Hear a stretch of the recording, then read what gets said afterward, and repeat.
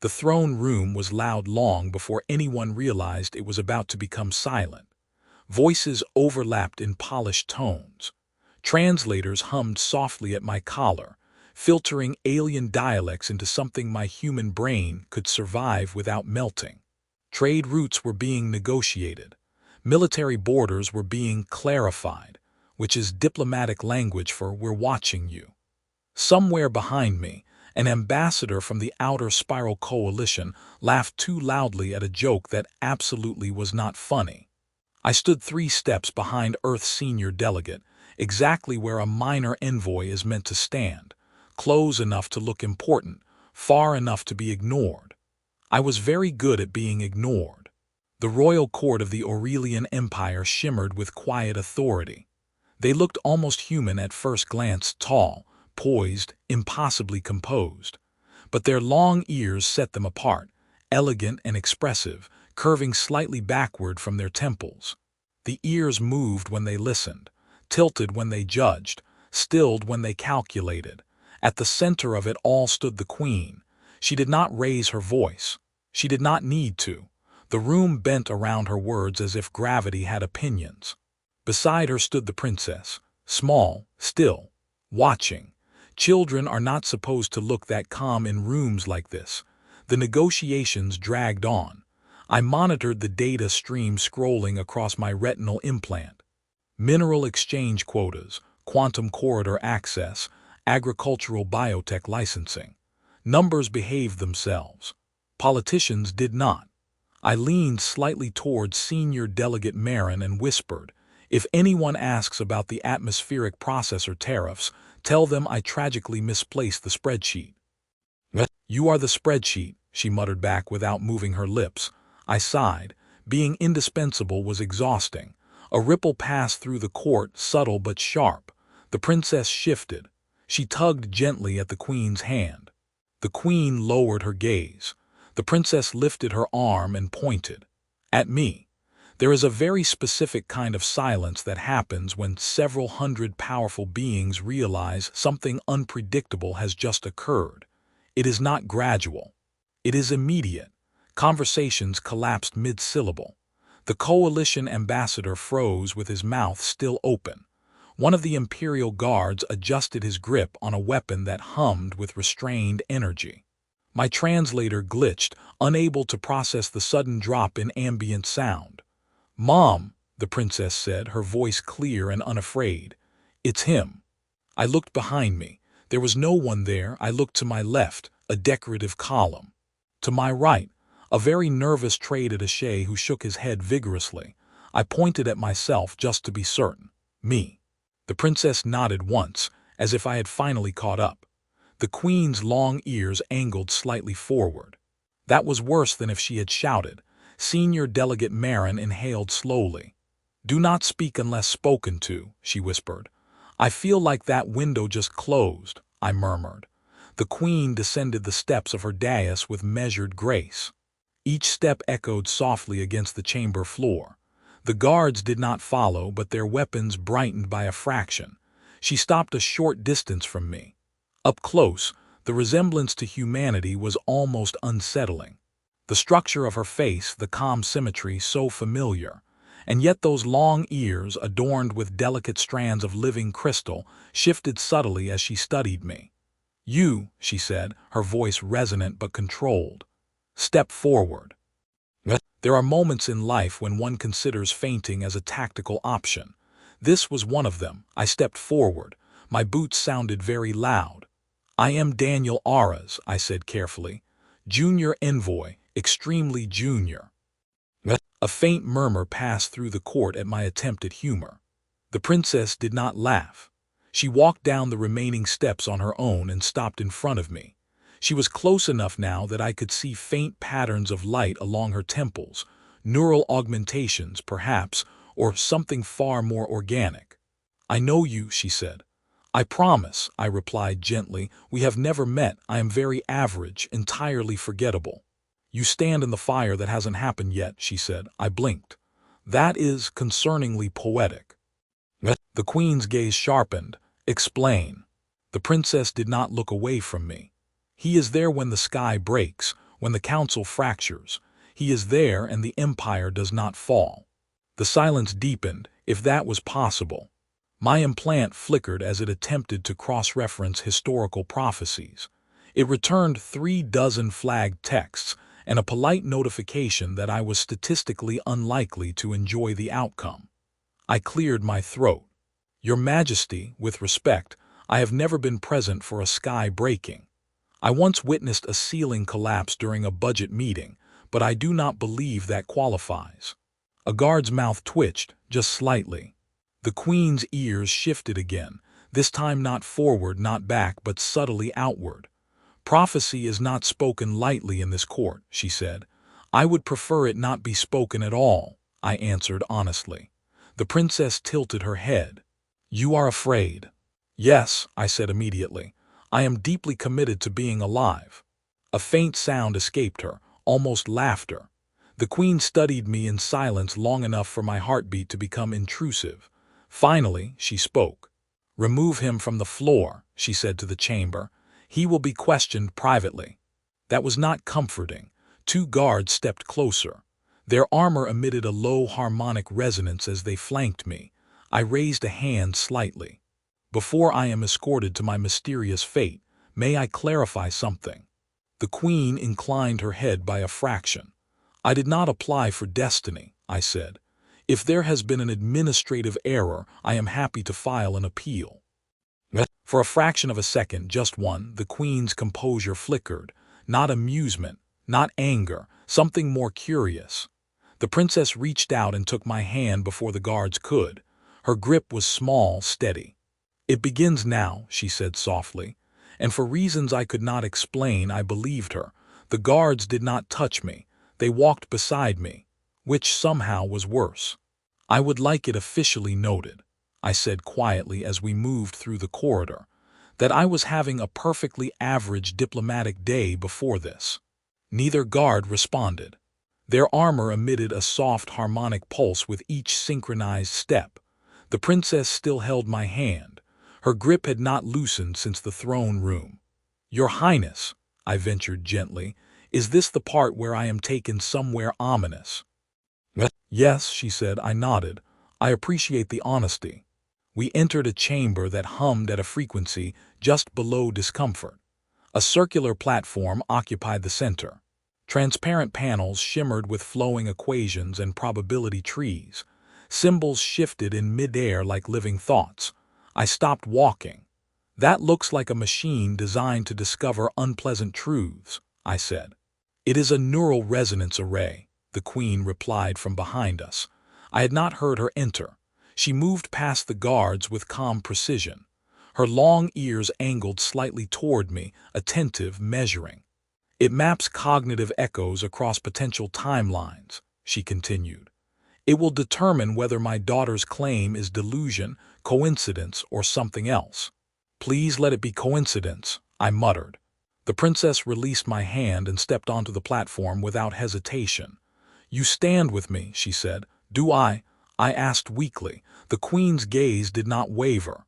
You will. I stepped onto the platform. The surface responded instantly, threads of light rising around our feet and spiraling upward. My implant flickered in protest before synchronizing with the alien system. Symbols flooded my vision. Oh, I whispered. That is not a small amount of data. The chamber darkened.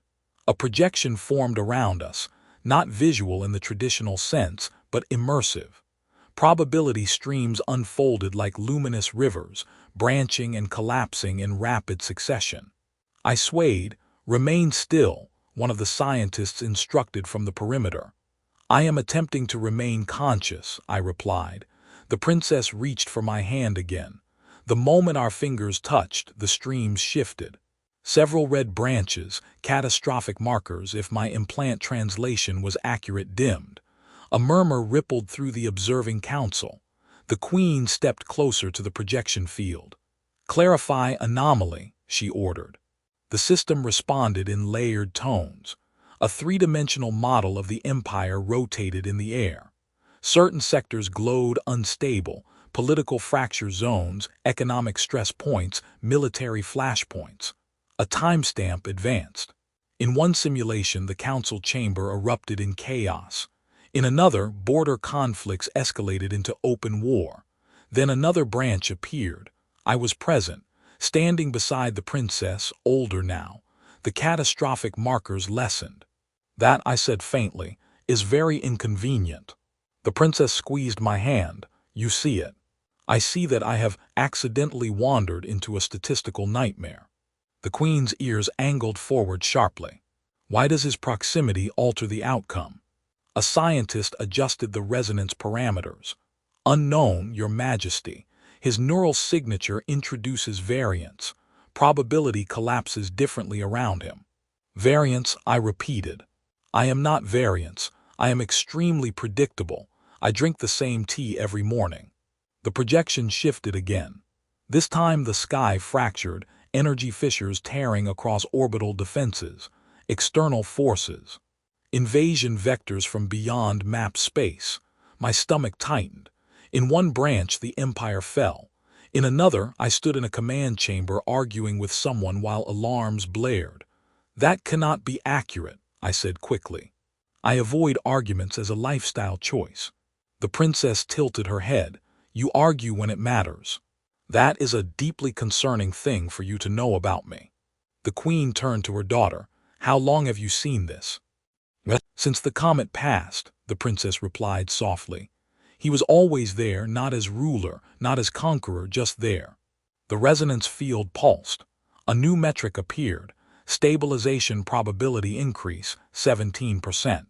The chamber erupted in hushed calculations. 17%. In galactic risk modeling, that was monumental. I cleared my throat. Respectfully, Your Majesty, I would like to state that I did not volunteer to become a 17% improvement. The queen's gaze softened barely. Destiny rarely requests consent. I would prefer a form to sign. The princess smiled faintly. The system recalibrated for deeper synchronization. Increase cognitive overlap, a scientist instructed. The light intensified. A sudden surge of sensation flooded me. Images not mine. Aurelian cities under twin suns. Council debates echoing for hours. The weight of expectation pressing against a small figure standing alone in a vast hall. I staggered. The princess steadied me. You feel it, she said. Yes, I whispered. You are very brave. Her ears lifted slightly at that. The projection stabilized once more. Final calculation streamed across the chamber, without subject. 42% collapse probability. With subject, 25% collapse probability. A collective inhale filled the room. The queen closed her eyes for a brief moment. When she opened them, something had shifted. This is not prophecy, she said quietly. It is potential. I nodded weakly. I am significantly more comfortable with potential. The platform dimmed. The projections dissolved. Silence lingered. One of the elder counselors stepped forward. If his presence stabilizes the imperial trajectory, he must remain within controlled proximity to the air. I stiffened. Controlled proximity sounds like confinement. It sounds like protection, the counselor corrected. For whom? I asked. The queen raised a hand, silencing further debate. No decision will be made in haste, she declared. Her long ears angled outward, balanced. She looked at me directly. You will remain within the palace for now. I inhaled slowly. May I ask how long for now typically lasts in imperial terms? The princess answered before her mother could. Until the sky tries to break. I stared at her. Do you have a more specific timeline? She considered. Soon. I exhaled. Well, I said, attempting steadiness, I suppose I should unpack. A faint ripple of restrained amusement moved through the chamber. The queen turned away, issuing quiet commands to her advisors. As the guards repositioned themselves, not as captors but as watchful shadows, I looked down at the princess. You understand, I said softly, that I am not a hero. She studied me with unsettling certainty. I know, she said. That is why it works. And for the first time since her voice silenced the throne room, I began to suspect she might be right. They did not confine me. They relocated me. There is a significant political difference, apparently. My new quarters were positioned in what the Palace AI described as a proximity-optimized residential node. I described it as a very elegant way to make sure I did not wander off and destabilize the galaxy unsupervised. 2 guards stood outside my door at all times. They did not blink often. On the second day of my strategic relocation, the princess arrived unannounced. "You are pacing," she observed. "Yes," I replied. "It is a human coping mechanism. We pace when we are processing existential dread." She considered that. "Does it help?" "Not usually." She walked farther into the room, her long ears shifting slightly as she listened to something I could not hear. Her movements were calm, deliberate. "I would like to show you something," she said. "That sentence has historically led to trouble," I answered. She ignored me and pressed her palm against the wall. The surface dissolved into a projection field. A 3-dimensional star map unfolded in the air between us. Hundreds of systems shimmered in layered grids. Trade corridors pulsed. Border sectors glowed in subtle gradients of tension. I recognized the interface. It was the Imperial Strategic Foresight Network, the same predictive engine that had analyzed me like a mildly confusing weather pattern. "You have access to this?" I asked carefully. "I am heir," she said simply. "That feels like a design flaw." She zoomed the projection outward. The Empire's territory shrank into a luminous cluster against darker space. Then she highlighted a region at the periphery. It flickered. "Instability?" I asked. "Yes." A series of probability threads extended from the unstable region toward the Imperial core. "Invasion?" I ventured. "Not exactly." She adjusted the parameters. The threads multiplied. "Political fracture," she said. "Economic strain." "Fear?" On my side, the classics. She looked at me directly. "You joke when you are concerned." "I joke when I am breathing." She isolated one predictive branch. The instability spread inward, igniting internal conflict nodes. Council divisions intensified. Military responses escalated. In several simulations, the Empire turned on itself before any external force needed to intervene. "That is unpleasant," I said softly. She shifted to another branch. This time a new variable appeared.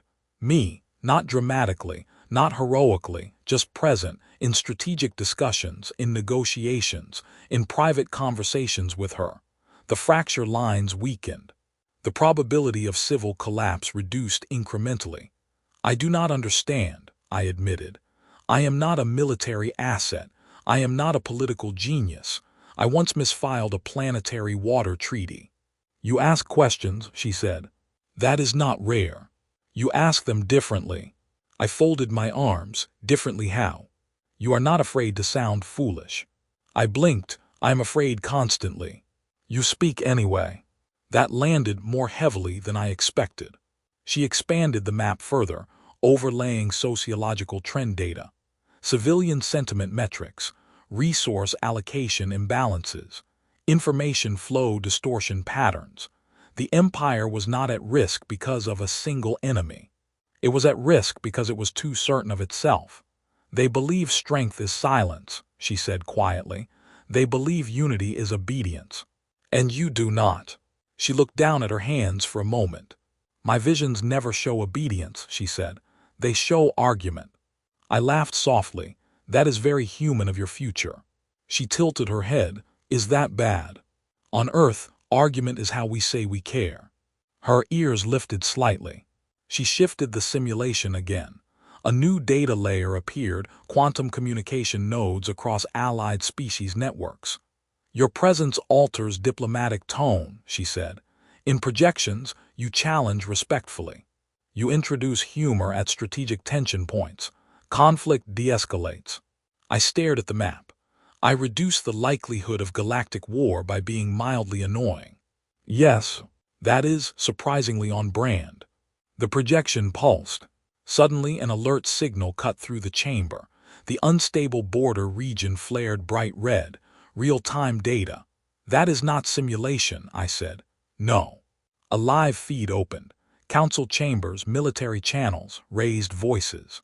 An outer colony had severed its resource tithe agreements, citing inequitable distribution.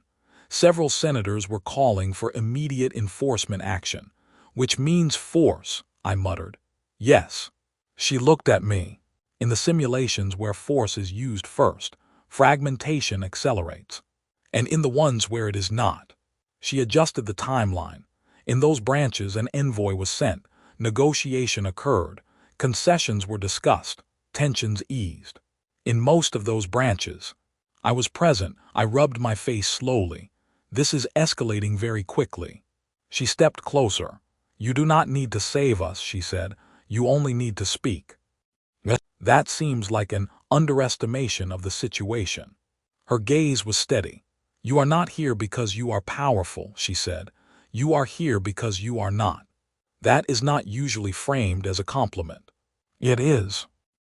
The chamber doors opened abruptly. The queen entered. Her long ears were angled sharply backward. That was new.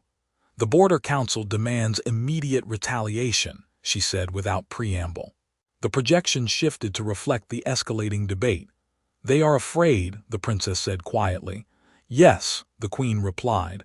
Her eyes moved to me, and fear spreads. I swallowed. With respect, I said carefully. Has anyone tried asking the colony why they severed the agreement before threatening orbital sanctions? Several advisors behind her stiffened. It is a breach of law, one of them snapped. It may also be a breach of trust, I answered. The queen studied me. Continue, she said. I gestured toward the projection.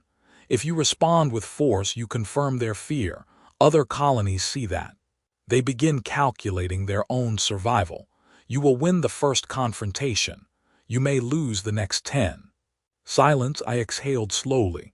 I am not suggesting weakness, I added. I am suggesting conversation before cannons. The princess stepped beside me. In the stabilized branches, she said softly, he speaks first. The queen's ears shifted forward slightly. And if they refuse, she asked. Then you escalate, I replied. But you escalate with legitimacy, not panic. The chamber remained very still. One advisor whispered, he presumes much. Yes, I agreed immediately. It is a human flaw. A faint flicker touched the queen's expression. She turned back to the projection. Prepare a diplomatic channel, she ordered. Immediate transmission. Shock rippled through the advisors. Your Majesty, one began. She silenced him with a glance. If the sky is to break, she said calmly, it will not be because we were too afraid to speak first. Her gaze returned to me. You will assist in the communication. I froze. I will what? You alter tone, she said. You introduce variance. I closed my eyes briefly. Of course I do. The princess smiled faintly. As the chamber shifted into rapid preparation, data streams aligning, communication arrays activating, I felt the weight of it settle, not destiny, not prophecy. Choice, I looked at the unstable region on the map. 17%. Maybe that was enough. Very well, I said quietly. Let us talk before anyone starts shooting. The transmission chamber felt quieter than a battlefield, which I suspected was exactly the point. A circular array of quantum communicators rose from the floor, their surfaces alive with shifting glyphs. The border colony's signal pulsed at the center, unstable but steady enough to hold. Channel secured, an operator announced.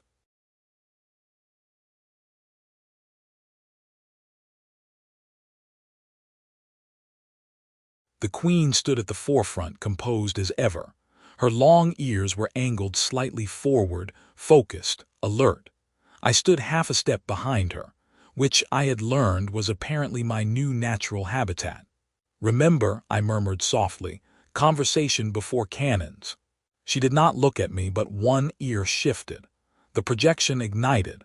Representatives from the border colony appeared, 3 figures seated in a stark council chamber. Their attire bore the imperial insignia, though worn differently, modified, less ornamental, more practical. They did not bow. Tension tightened across the chamber. The queen inclined her head by a precise degree. You have severed tithe transmissions without formal petition. One of the colony leaders spoke. We have severed inequity. A ripple moved through the advisors behind us. I leaned slightly toward the Queen. May I? Her pause was brief. Yes. I stepped forward just enough to be visible in the transmission field. Hello, I said. All three colony leaders blinked. That is your opening. One advisor hissed under his breath. Yes, I whispered back. Watch. I am Daniel Aras, I continued calmly. Human envoy, I am told I introduce variance. One of the colony representatives narrowed her eyes. Variance is instability. Sometimes, I replied. Sometimes it is the only reason a system survives stress. A subtle silence followed. The Queen allowed it. You claim inequity, she said evenly. Present evidence. Data streamed across the shared channel. Resource extraction quotas. Infrastructure decay metrics. Environmental destabilization projections. Even I could see the imbalance.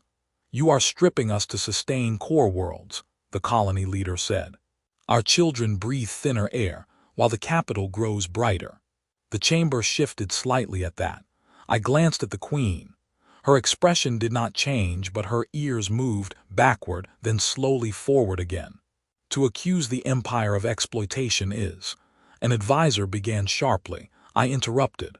With respect, I said gently, if we do not listen now, we will argue later. The advisor glared at me. I gave him a small, apologetic smile. The colony leader studied me. You are not imperial. No, I agreed, and that may be helpful. A faint murmur crossed the chamber. I gestured toward the data. Your projections show environmental collapse within 3 cycles, if extraction continues at current rates. Yes, and you requested revision. Denied. I turned slightly toward the Queen. May I propose something? She regarded me carefully. Speak. I inhaled slowly. Temporary suspension of full tithe enforcement, I said. Joint task allocation. Redirect technological infrastructure to stabilize the colony's atmosphere. In return, phased restoration of contributions once sustainability metrics recover. Several advisors stiffened visibly. That concedes authority, one whispered urgently. No, I replied without turning. It demonstrates stewardship.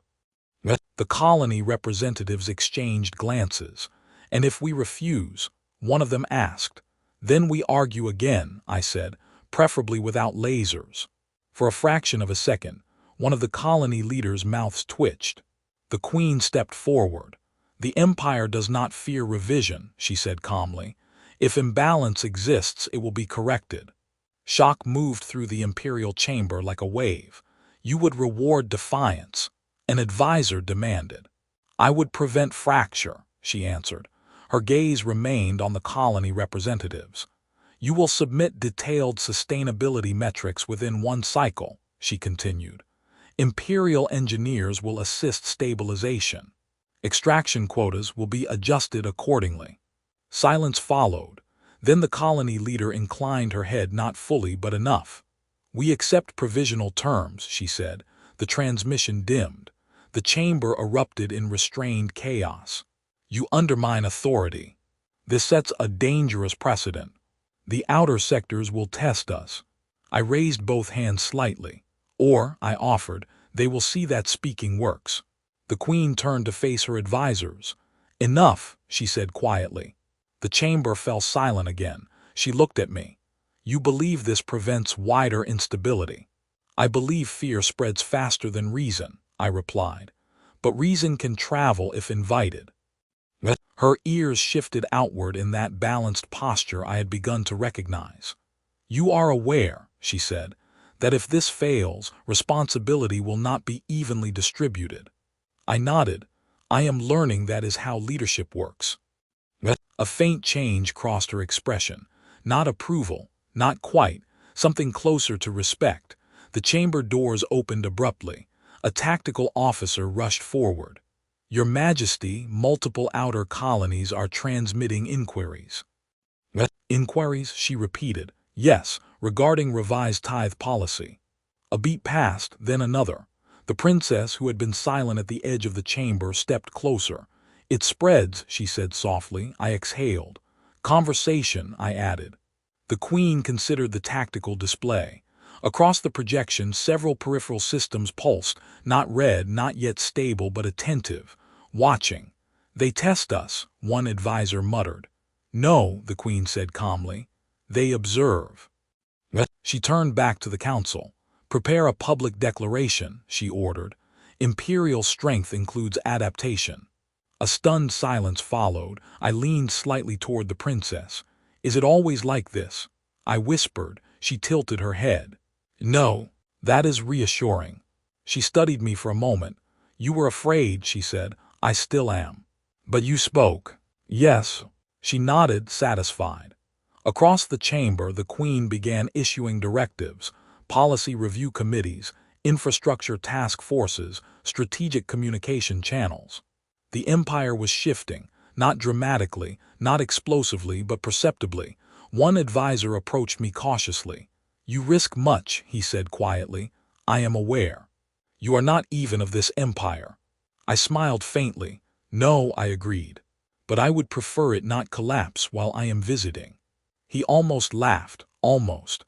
The projection screen flared again, another colony signal requesting dialogue. The queen glanced at me briefly. "You will remain," she said. "That appears to be the pattern." Her ears angled forward. "For now," she added. I nodded slowly. As the chamber filled with renewed but altered energy, not panic, not fury, but movement, I felt something settle inside me. Not destiny. Not prophecy, responsibility. The princess stepped beside me. "The sky has not broken," she said quietly. "Not today," I replied. She looked up at the swirling data, the shifting maps, the lines of communication opening instead of closing. "You see," she asked. I followed her gaze. "I see that talking is harder than shooting," I said. "Yes." "And more dangerous." "Yes." I allowed myself a small breath. "Good," I murmured. Across the projection, the outer systems continued to pulse, not in rebellion but in possibility. And for the first time since a small hand had pointed at me in a crowded throne room, I began to understand what she had seen. Not a savior, not a ruler, just someone willing to speak before the sky cracked open. The emergency council convened without ceremony. "No more provisional talks," the High Marshal said. "3 outer fleets have aligned. They claim autonomy. They claim voice," I corrected. "They are arming." "They were already armed." The queen stood between us, silent. The princess stepped closer to the central projection. "They are afraid." The marshal gave a sharp breath. "With respect, Your Highness, fear does not explain synchronized fleet movement." "It explains everything," she replied. The projection shifted. 3 colonial admirals appeared. "We will not fire first," one of them said. "But we will not be silenced." I felt the room tilt toward catastrophe. "If you fire at all," the marshal snapped, "you will be erased." I raised a hand. "Please don't use the word erased," I said. "It lacks optimism." The admiral's lips twitched despite herself. The queen spoke. "State your demand." "Charter revision," the admiral said. "Permanent colonial representation in imperial governance. Resource equity enforced by shared oversight." Murmurs erupted. "Impossible," an advisor hissed. I stepped forward. "It's not impossible," I said. "It's inconvenient." The marshal rounded on me. "This is not a committee meeting, human." "No," I agreed. "It's worse. It's a misunderstanding with warships." The queen's ears angled toward me. "You propose?" she asked. "Invite them in," I said. The chamber froze. "Invite armed dissidents into the capital," the marshal demanded. "Yes." "You are insane." "Possibly," I admitted. "But if they attack, we confirm their narrative. If we invite them, we disrupt it." The admiral on the projection narrowed her eyes. "You would open the gates." "Yes," I said, "with conditions, weapons cold. Fleets remain in high orbit, representatives only." Silence stretched. The queen studied the projection. "You will enter unarmed," she said. "You will speak before the full council." The marshal inhaled sharply. "Your Majesty." She did not look at him. If we cannot endure dialogue, she said quietly, we do not deserve obedience. The transmission ended. The marshal stepped close to me. If this fails, billions. I know, I said. He searched my face. You are afraid. Yes. Why proceed? Because I'm more afraid of what we become if we don't. Hours later, the representatives arrived.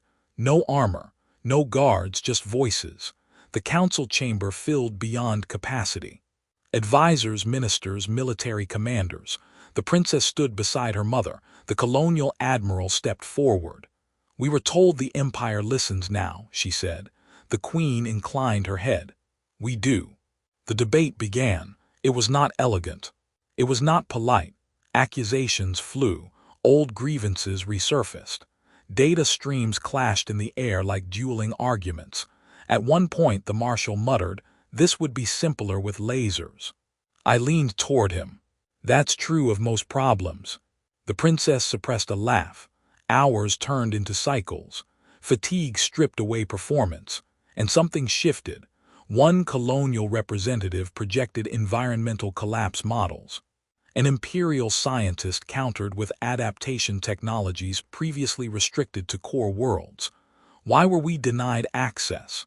The colonial delegate demanded. Because priority was determined by proximity to the throne, an advisor admitted before catching himself. The chamber went still. The queen turned slowly toward the advisor. Is that so? She asked. He swallowed, historically. The princess looked at her mother. The queen faced the assembly. Then history requires amendment. A ripple moved through the room. She stepped down from the central dais. Not elevated, level. Representation will be formalized, she said. Colonial councils will hold seats in imperial governance. Resource distribution algorithms will be revised under joint oversight. The marshal stiffened. This diminishes central authority. No, she replied, it redefines it. The colonial admiral studied her. And enforcement, she asked. The queen met her gaze. Mutual. Silence, then the admiral nodded once. We stand down our fleets. A collective exhale filled the chamber. The marshal leaned back, almost dazed. No lasers, I whispered. He gave a short, reluctant laugh. The princess stepped forward. You are ready to burn, she said to the admiral. Yes. And now? Now, the admiral replied, we build. The formal accords were drafted before the cycle ended. Joint oversight councils, shared environmental restoration programs, rotational governance seats. The empire did not fracture. It changed. Weeks later, I stood alone in a quiet corridor overlooking the orbital traffic lanes. The princess joined me. They call it the Aura's revision, she said. I winced. That sounds like a software update. She tilted her head. You dislike it. I dislike being associated with paperwork. She smiled faintly. You were not chosen because you were powerful, she said.